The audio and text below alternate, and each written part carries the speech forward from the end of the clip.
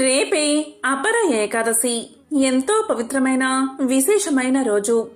వైశాఖ బహుళ ఏకాదశిని అపర ఏకాదశి అని పిలుస్తారు. మరి ఇంతటి విశేషమైన రోజు మీ ఇంట్లో ఈ కూరను వండినా లేక తిన్నా అష్టదరిద్రాలు కలుగుతాయి. కాబట్టి ఈ ఏకాదశి రోజు ఏ కూరను వండకూడదో ఇప్పుడు ఈ వీడియోలో తెలుసుకుందాం. అంతకంటే ముందు శ్రీ మహావిష్ణువుకు సంబంధించిన ఒక విశేషమైన కథను ఇప్పుడు విందాం. ఎక్కువగా పూజలు చేసేవారికి ఎందుకు కష్టాలు వస్తాయి, వారే ఎందుకు ఎక్కువ దరిద్రాన్ని అనుభవిస్తారు తెలిపే ఈ కథను వినడం వల్ల జీవితంలో కష్టాలు దరిచేరవు. ఆ లక్ష్మీనారాయణల అనుగ్రహం కలుగుతుంది. నిత్యము భగవంతుని ఆరాధించే వారికి ఎందుకు కష్టాలు వస్తాయి, అసలు పూజలు చెయ్యని వారికి, పాపాలు చేసేవారికి అంతా మంచి ఎందుకు జరుగుతుంది అని ప్రతి ఒక్కరికి సందేహం ఉంటుంది. అయితే ఒకరోజు ఒక భక్తుడికి ఇదే సందేహం వచ్చి శ్రీ మహావిష్ణువును ప్రశ్నించాడు. స్వామి, ఎందుకు మీరు ఎప్పుడూ పూజలు నిత్యము మీ నామస్మరణతో ఉన్నవారికే దుఃఖాన్ని మిగిలిస్తారు? కొందరు అసలు కనీసం మీకు దీపం పెట్టి ఒక అగరబత్తి కూడా వెలిగించకుండా, మీ నామాన్ని ఒక్కసారి కూడా తలుచుకోకుండా, ఎవరికి ఏ దానమూ చేయకుండా అలా ఉన్నవారికే సుఖాలను ఇస్తున్నారు అని భక్తుడు శ్రీ మహావిష్ణువును అడుగుతాడు. అప్పుడు మహావిష్ణువు ఇలా చెప్తాడు. భక్తా, నీలాగే నారదుడు కూడా నన్ను ఒకసారి ఇలాగే అడిగాడు. అప్పుడు నేను నారదునితో ఇలా పలికాను. ఓ నారదా, ఈ ప్రశ్నకు సమాధానం తెలుసుకునే ముందు మనిద్దరం కలిసి బ్రాహ్మణ రూపంలో అలా భూలోకంలో ఒక్కసారి సంచరించి వద్దామా అని అన్నాను. దానికి నారదుడు సరే అన్నాడు. అప్పుడు శ్రీ మహావిష్ణువు నారదుడు బ్రాహ్మణ వస్త్రాలు ధరించి భూలోకంలో సంచరిస్తూ ఉన్నారు. అలా వెళ్తూ ఉండగా వారికి ఒక పెద్ద భవనం కనిపించింది. వారు అక్కడికి వెళ్లి ఇంట్లో ఎవరైనా ఉంటే తినడానికి ఏమైనా ఇస్తారా అని అడుగుతారు. అప్పుడు ఆ ఇంటి యజమాని అయినా సేటు బయటకు వచ్చి ఏంటి అని అడుగుతాడు. దానికి ఆ ఇద్దరు బ్రాహ్మణులు, అయ్యా, మాకు బాగా ఆకలిగా ఉంది, తినడానికి ఏమైనా ఇవ్వగలరా అని అడుగుతారు. దానికి సేటు, మీ బాబు సొమ్మేమైనా ఇక్కడ దాచారా, వెళ్ళండి అని పలుకుతాడు. అప్పుడు ఆ బ్రాహ్మణులు ఇలా అంటారు. మేము యాచకులం, భిక్ష అడుగుతున్నాం, కొద్దిగా ఏదో ఒక భిక్ష పెట్టండి అని పలుకుతారు. కాని సేటు మాత్రం వెళ్ళు వెళ్ళు, బయటకు వెళ్ళండి అని వారిద్దరినీ నెట్టేస్తాడు. అప్పుడు నారదుడు శ్రీ మహావిష్ణువు యొక్క చేతులు పట్టుకుని బయటకు తీసుకువచ్చి, స్వామి, ఈ సేటు అంత అవమానం చేశాడు. అతన్ని మీరు ఏమీ అనలేదు, మీరు అతన్ని శపించండి అని కోరాడు. అప్పుడు శ్రీ మహావిష్ణువు తన రెండు చేతులను పైకు ఎత్తి, ఈ సేటుకు నాలుగు వైపుల నుంచి ధనం రావాలి, ఈ సేటు వ్యాపారం ఇంకా అభివృద్ధి చెందాలి, ఇతని ఇంట్లో సంపద పెరగాలి అని వరాన్ని ప్రసాదిస్తాడు. ఆ మాటలు విన్న నారద మహర్షి శ్రీ మహావిష్ణువు యొక్క చేతులు పట్టుకుని ఇలా పలికాడు. స్వామి, ఏంటిది, ఆ సేటు మిమ్మల్ని తిట్టి వెళ్ళిపోమన్నాడు. అన్ని మాటలు అని అంతగా అవమానించి పంపితే మీరేమో లక్ష్మీ వృద్ధి చెందాలి అని అంటారేమిటి అని ఆశ్చర్యంగా అడుగుతాడు. కాని స్వామివారు మాత్రం దానికి ఎటువంటి సమాధానం చెప్పకుండా, పద నారదా, ఇక్కడి నుంచి వెళ్ళిపోదామంటాడు. నారదుల మహర్షుల వారికి ఏమీ అర్థం కాదు. అలా వారు ముందుకు వెళ్తూ ఉండగా ఒక పూరగుడిసె కనిపిస్తుంది. అక్కడ ఒక ముసలావిడ కూర్చుని ఉంది. ఆ ఇద్దరు బ్రాహ్మణులు అక్కడికి వెళ్లి, మాతా, భిక్షాందేహి అని అడగ్గా, అంటే తల్లి, మాకు ఆకలిగా ఉందమ్మా, తినడానికి ఏమైనా పెట్టమ్మా అని అడుగుతారు.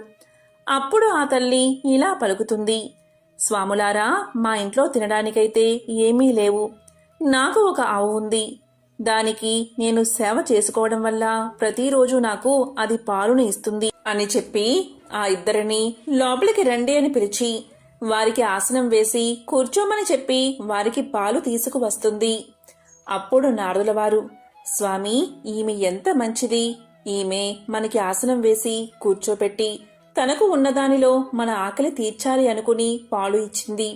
కాని ఆ సేటు మాత్రం మనల్ని తిట్టి పంపాడు. అందుకే ఈమెకు ఏదైనా వరాన్ని ఇవ్వండి అని అడగగానే శ్రీ మహావిష్ణువు తన రెండు చేతులతో ఈ ఆవు చనిపోవాలి అని దీవించాడు. అది విన్న నారదుడు ఆశ్చర్యపడి, ప్రభు ఏమిటిది మీ ప్రవర్తన నాకు నచ్చడం లేదు. ఆ సేటు అవమానిస్తే అతనికేమో ఇంకా ఇంకా ధనం వృద్ధి కావాలి అని దీవించారు. ఈమె మన ఆకలి తీర్చితే ఈ ఆకలి తీర్చిన ఆవు చనిపోవాలి అని దీవిస్తారా అని అడుగుతాడు నారదుడు.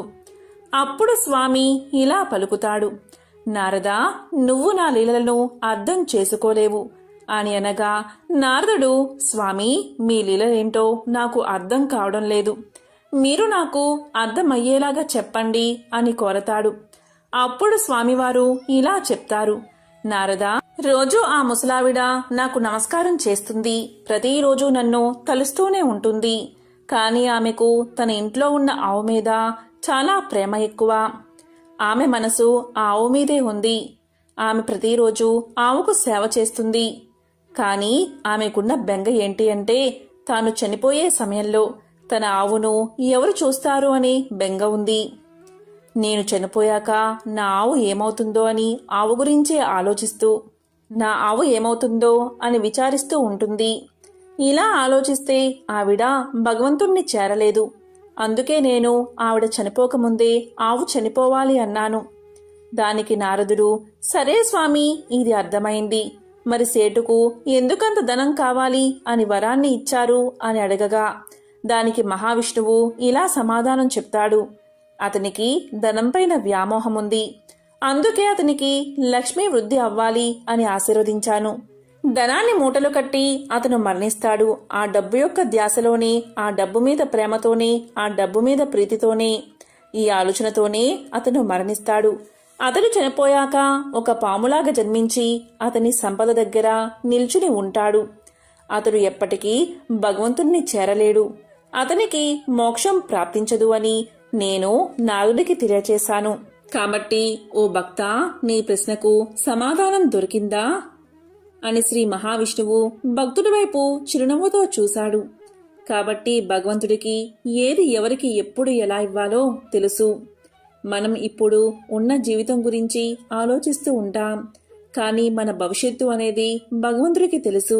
అది భగవంతుడి నిర్ణయం. కాబట్టి ఎన్ని కష్టాలు వచ్చినా భగవంతుణ్ణి నిందించకుండా, భగవంతుణ్ణి విడవకుండా దైవనామ స్మరణతో మంచి పనులు చేస్తూ ముందుకు సాగాలి. అప్పుడు దైవం కూడా మన వెంట ఎల్లప్పుడూ ఉంటుంది. అపర ఏకాదశి రోజున సూర్యోదయానికి ముందే నిద్రలేచి గంగాజలంతో స్నానం చేయండి. మీ ఇంట్లో గంగాజలం లేకపోతే, అంటే మీ దగ్గర గంగాజలం ఉంటే అది 5-6 చుక్కలు స్నానం చేసే నీటిలో కలుపుకుని స్నానం చేస్తే చాలా మంచిది. గంగాజలం లేనివారు ఒక చెంబుడు నీటిని చేతిలోకి తీసుకుని గంగా గంగా గంగా అని తలుచుకుని ఆ నీటితో స్నానం చేస్తే చాలు. గంగలో స్నానం చేసిన మహాపుణ్యం మీకు కలుగుతుంది. ఈ విధంగా స్నానం చేసే సమయంలో కొంచెం పసుపు స్నానం చేసే నీటిలో కలుపుకుని స్నానం చేయండి. ఇలా చేస్తే చాలు, జన్మ దరిద్రం దోషాలు ఆ నీటి ద్వారా తొలగిపోతాయి. శ్రీ మహావిష్ణువు యొక్క సంపూర్ణ అనుగ్రహం మీకు కలుగుతుంది. అపర ఏకాదశి రోజున వామన అవతారంలో ఉన్న విష్ణువును పూజిస్తే చాలా మంచిది. ఇలా వామన అవతారాన్ని ఎవరైతే ఆరాధిస్తారో వారు సర్వ పాపాల నుంచి విముక్తి పొందుతారని భక్తుల నమ్మకం.